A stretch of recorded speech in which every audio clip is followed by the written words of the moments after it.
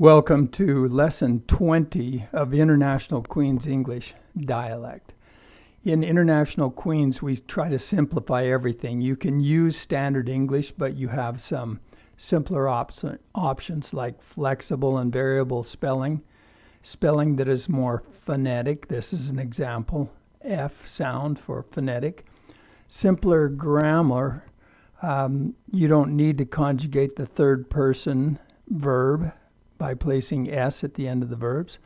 All plurals can be formed by adding S or ES, so you don't have to worry about the irregular. Well, there are 500 irregular forms of past tense, for example. So moving on to the past tense, it can be formed with did or ed to make it regular. Object pronouns are optional. You can use the subject pronoun in the place of the object pronoun. Possessives can be formed with the apostrophe S, all possessives. And negatives, all negatives can be formed with the word not rather than im or un. So we'll look at these in more detail. So for example of simpler spelling, instead of the archaic GH in bright, we simply spell it B-R-I-T-E, bright. Fight. Freight can be spelled more simply. Fright, more simple spelling. Height, this is very confusing for second language speakers. And light, might, night, right, sight, and tight. Here are some more simple spellings to replace the very archaic O-U-G-H. Though, through, thought, tough, rough, cough, enough. If you've taken the first 19 lessons, you know that we explain each of these words, but we're not doing that in Lesson 20. We're just giving an overview of the, they're not even International Queen's Dialect rules, they're more guidelines. So here we have all of the changes for the first 100 most common words in English. So the 8th most common word in English usage is the word have, and we allow this more phonetic spelling. The word you is the 14th most common word in the English language, and we can spell it the traditional way, or we can spell it Y-O-O, or simply you. There is the standard 36th most common word in English, and we can use theys, using the subject pronoun and the possessive S. Who, would, know, there, people, use, and could. Those are the only changes made to the first 100 words. Now, in the first 100 words in the English language, 10 of them have been changed. So about 10% of the words have been simplified in the first 100. Here's an example of the optional verb conjugation. Rather than putting an S in the third person, we simply keep the verb the same in all tenses. I eat, you eat, she eat, we eat, you eat, they eat. She go, he speak, we speak, you speak, etc. So let's look at plurals. They're quite simple. We have one boy, and when we have two, we simply say boys. Same with cats. Cat, cats. One dog, two dogs. One egg, two eggs, or three eggs. One frog, two frogs. One goat, two goats. One yellow house, colorful houses. One light, lights, 3 lights. 1 mouse, 2 mouses. 1 aircraft, 2 aircrafts.